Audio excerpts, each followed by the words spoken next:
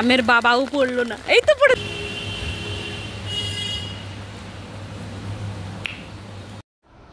বাইরে ঝমঝম করে বৃষ্টি হচ্ছে, কত সুন্দর যেন বৃষ্টির আওয়াজ।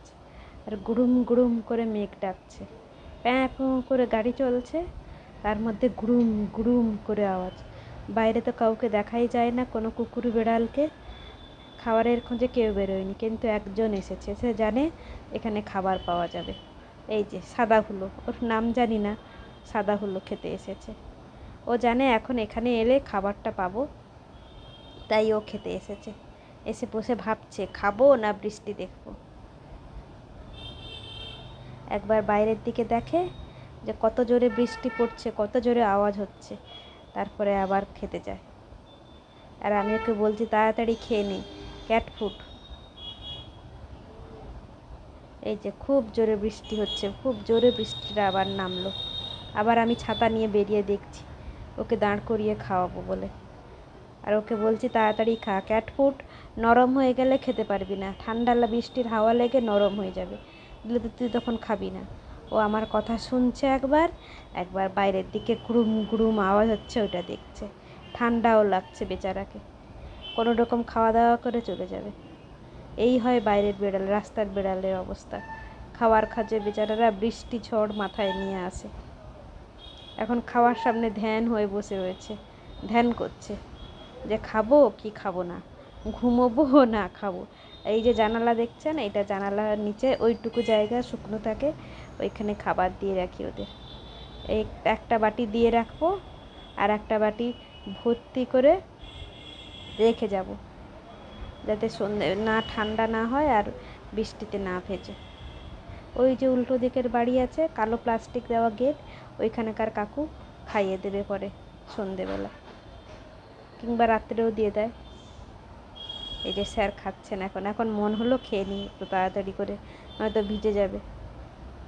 ওর নাম তো জানি না, বাইরের বেড়াল আসে খায় দায় চলে যায়, তাই ওর নাম দিয়েছি সাদা হুলো। খাচ্ছে এখন ছেলেটা। প্লাস্টিকের বাটি রাখা যায় না, চুরি হয়ে যায়। বিড়ালের বাটিও নাকি আজকাল মানুষে চুরি করে। ওই জানালার নিচে বসে খাচ্ছে, দিয়ে খাওয়া দাওয়া করে চলে যাবে। আর একটা বাটি এই প্লাস্টিকের কৌটোয় ঢুকিয়ে ইট চাপা দিয়ে যাব, যাতে হাওয়ায় না উড়ে যায়। আর ওই সামনের বাড়ির কাকু খাইয়ে দিয়ে চলে যাবে রাত্রেবেলা, ভিজবেও না, ওদের পেটও ভরে যাবে।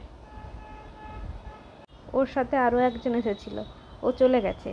ও একা খাচ্ছে, ওর খাওয়া হয়ে গেলে ও আবার আসবে। আচ্ছা এখন একটু বৃষ্টিটা জোরে নেমেছে, তাই ও পালিয়ে গেছে। ও আসবে, ও তোর খাওয়ার ভেতরে থাকে, ও তো রুমের ভেতরে ঢুকে খায়। খেতে থাকুক, আমরা অন্য কিছু দেখি, মানে আমরা বৃষ্টি দেখি একটু, কত জোরে বৃষ্টি নামলো, কি হচ্ছে বৃষ্টিতে। আসুন, কেমন যেন করে খায়, চাকুম চাকুম চাকুম চাকুম চাকুম চাকুম করে খায়। খাচ্ছে, মন দিয়ে খাচ্ছে, তাড়াতাড়ি ইচ্ছে করছে ও তাড়াতাড়ি খেয়ে দিয়ে পালিয়ে যায়। ঠিক আছে, খা বাবা। আচ্ছা, মেঘ পুরো অন্ধকার হয়ে এসেছে, মনে হচ্ছে আরও জোরে বৃষ্টি নামবে। ওই যে দেখছেন বেল গাছ, আর আরও একজন মানুষ বৃষ্টিতে ভিজছে, ওর মনে হচ্ছে খুব আনন্দ লেগেছে, খুব গরম পড়েছে তো তাই। আর এটা সেই বেল গাছ, চলুন বেল গাছ দেখাই আপনাদের। এই বেল গাছটা আমার মা লাগিয়েছিল আমফানের সময়। আমার পুরনো বাড়িতে ভাড়া থাকতাম, ওখানে উল্টে গেছিলো শেকড় শুদ্ধ, ওকে নিয়ে এসে এখানে লাগিয়ে দিয়েছি। এই যে বেল গাছ, এত বড় বড় পাতা, এত নিখুঁত পাতা আমি আজ পর্যন্ত কোনো বেল গাছে দেখি। আর খুব ইচ্ছা করে এই বেল পাতা দিয়ে পুজো দিই, কিন্তু বলে যে বেলপাতা গাছে ফল না হলে পুজো দেওয়া যায় না। তবুও কিছু মানুষ এইভাবে ভেঙে নিয়ে গেছে, এই যে ডাল শুদ্ধ ভেঙে নিয়ে গেছে, তারপরেও বেল গাছে নতুন পাতা গজিয়েছে। এত নিখুঁত পাতা যে মানুষ আর বোঝে না, এই নিয়ে লাগিয়ে দিয়ে ঠাকুরের কাছে মহাদেবের মাথা চড় দিতে পারলেই মনে শান্তি। আমারও খুব ইচ্ছে করে নিয়ে যাই, কিন্তু কি করব, এই যে বলে ফল না হলে বেলপাতা দিতে নেই। আর লাগিয়েছিও মহাদেব মন্দিরের পাশে, তখন থেকে লাগিয়েছি, এখনও এত বড় হয়েছে। এই যে ভোলে বাবার পাশে বেল গাছ লাগিয়েছি, হয়েছেও এরকম বড় বড়। ঝমঝমিয়ে তখনও বৃষ্টি পড়ে যাচ্ছে, যখন বেরিয়েছি একটু ভিজে নিই। আর এটা এই যে দেখছি কি সুন্দর একটা জলে বাবুল হয়েছে। আমার ছোটোবেলা গ্রামে কেটেছে, যখন বৃষ্টি হতো বারান্দায় বসে এরকম দেখতাম, ছোট ছোট বাবুলগুলো মিশে মিশে বড় বড় বাবলে পরিণত হতো, আর ওইগুলো ভেসে ভেসে কত দূরে যেত। কিন্তু এখন তো আর সেটা হয় না। এখন রাস্তায় দাঁড়িয়ে এগুলো কাউন্ট করলে গাড়ি এসে দিয়ে যাবে জল দিয়ে, গায়ে জামা কাপড় নোংরা হয়ে যাবে।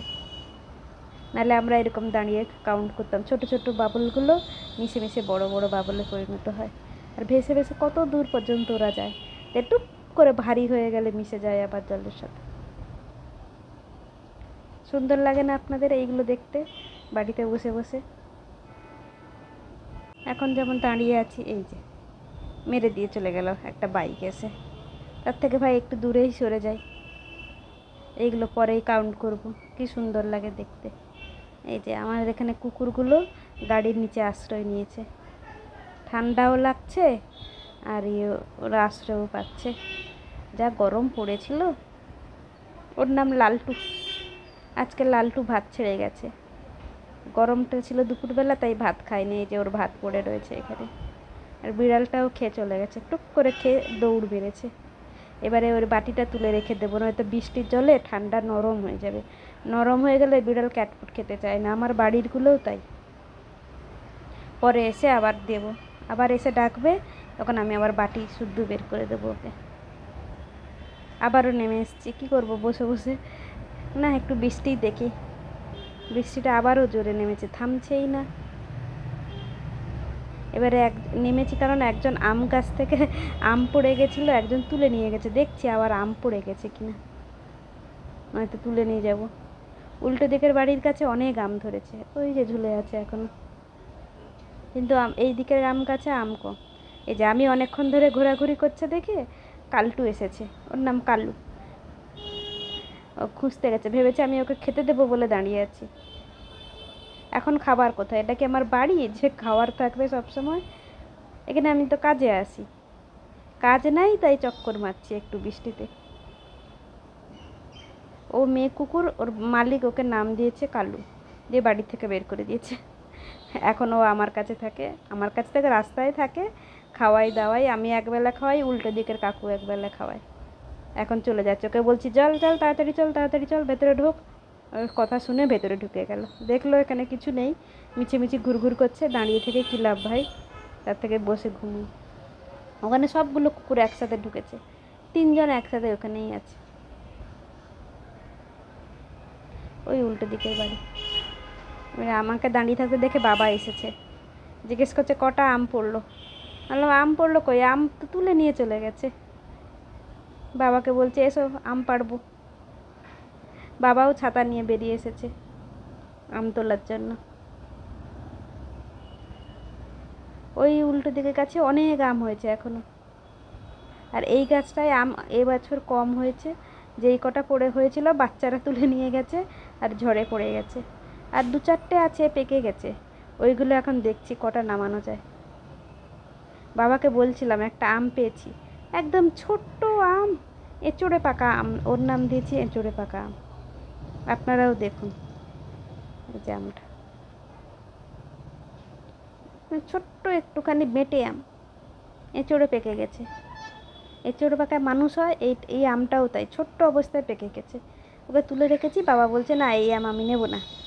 দিয়ে বাবা কি করবে, বলে আম পাড়বো আমি, ঢিল মেরে আম পাড়বো। হাতে ঢিল তুলেছে, আর আমি বলছি দাঁড়াও দাঁড়াও আমি চলে যাই, দিলে আমটা পাড়বে, ঢিলটা মেরবে।